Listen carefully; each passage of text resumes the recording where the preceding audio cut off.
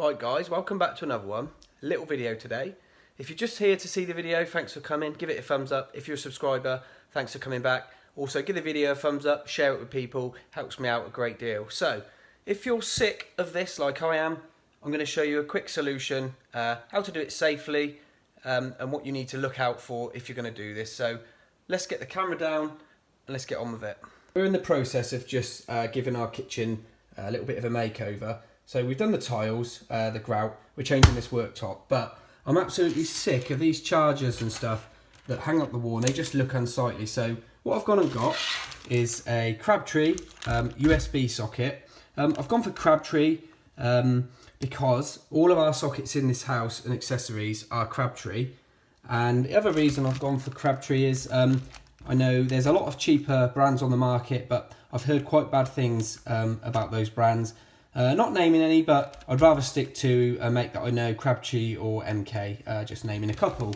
So let's get on with the job. A couple of things I just want to go through with you just before we start is, as you can see on the back of these socket, these are quite deep. So if you've got a socket box in the back of your wall, this is a 25mm, that just about fits on there, but once you get cables and stuff behind there, this is going to be no good. So minimum gap that you want is a 35mm box there. You can see that's a nice 35mm box. And if your box comes to sort of there in the wall, then you've got a plasterboard. That's going to give you another 12.5mm. So you're going to have a lot more distance there. So that's what you want. I would recommend always putting them on a metal box too, because they do give off a little bit of heat from the transformer in the back here, and I have seen them mount plastic boxes. So go for a metal box definitely if you're going to do this job. Tools you are going to need, something just to safely isolate the socket. I always use my little socket tester. These are really good. You can use these pens as a sort of last resort. I mean, that does give you an indication, but they're not great. Obviously, if you go with a socket tester, and then once you've isolated, that goes off. And all you're going to need is a terminal screwdriver. Okay, what I am going to do is film the whole process, start to finish, just to show you how easy it is. So let's get on with it.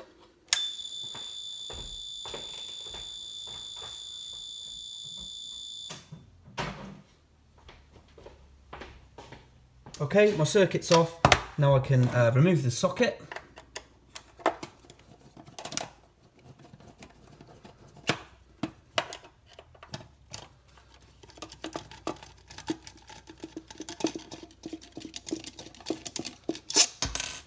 And on these ones I've got a lot of depth because we've got plasterboard and we've got the tile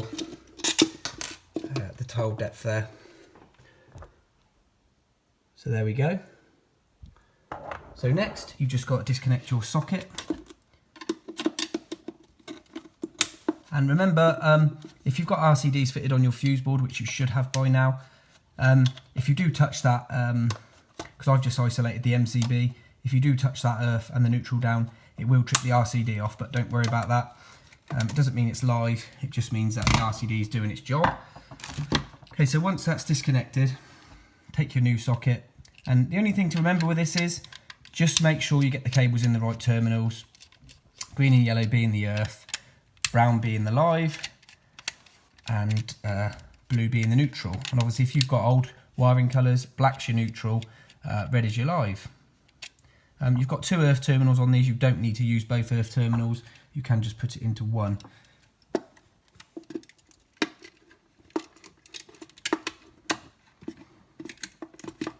Someone's gone ahead and doubled these up. So I'm going to have to undo the screws all the way.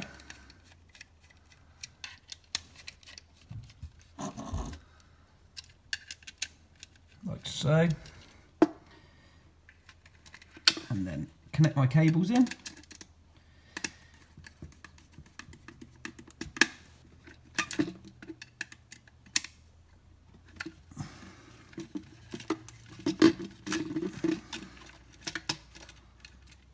Strangely enough, they doubled up the bigger cables rather than the CPC, so I didn't wire this house. But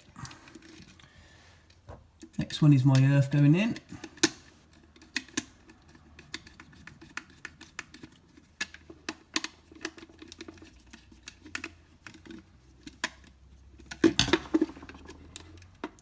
last but not least, the live conductors.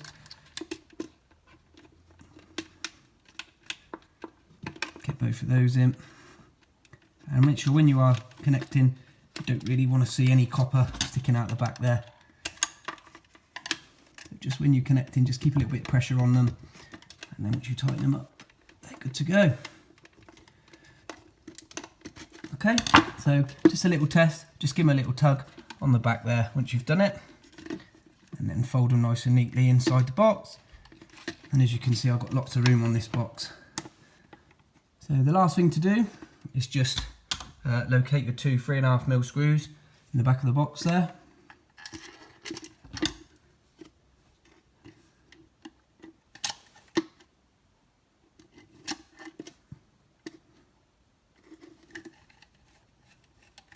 And this is a really good way of tidying up those unsightly leads on your chargers, iPads, iPhones, as we've all got nowadays. Lots of USB chargers. So just remember, when you are doing these, do not ever mega a circuit because you will damage the socket.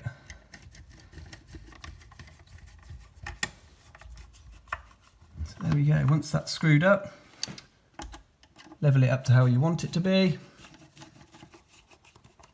Tighten it up, don't do it too tight. Get it nice and level. Just nip the screws down a tiny bit, and then we get the socket back on. Turn